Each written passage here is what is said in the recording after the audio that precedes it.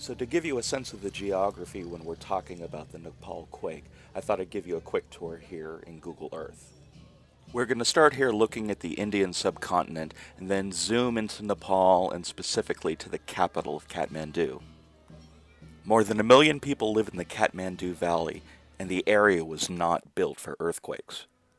Now first we're going to take a look at Kathmandu's Darbar Square, which is one of the most historic areas of town. Normally it's full of tourists and festival goers, but it was hit very hard by the earthquake, with numerous temples being damaged, some of them being destroyed outright. The pagodas are built of wood and some of them are hundreds of years old. They really didn't stand a chance. Now we're going to start traveling towards the southeast over packed neighborhoods across the Kathmandu Valley until we reach the UNESCO World Heritage Site of Batan. The wooden brick temples that you can see in this picture unfortunately couldn't handle the earthquake.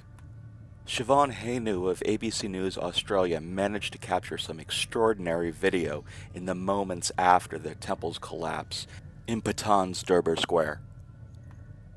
From here, once again, we're going to travel across the Kathmandu Valley, across the northeast of the city, until we finally reach the important Tibetan Buddhist stupa known as Bodhnath.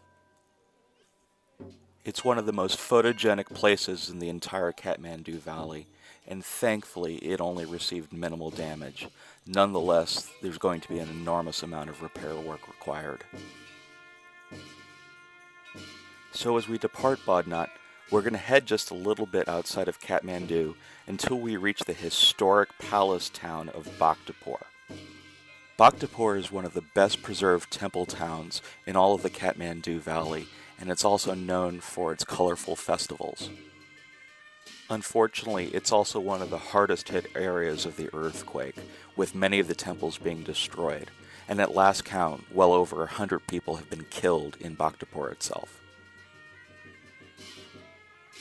From here, we're going to depart the Kathmandu Valley and visit the most famous place in all of Nepal, Mount Everest. The earthquake caused an avalanche across the Khumbu icefall, which you can see here. At last count, at least 17 climbers and guides were killed, and an unknown number of them are missing. To make matters worse, numerous climbers are believed to be trapped north of the Khumbu icefall, requiring a massive rescue effort right now. So those are some of the main sites across Nepal that took heavy casualties, but now we have to consider the hundreds and hundreds of villages that haven't even been reached yet.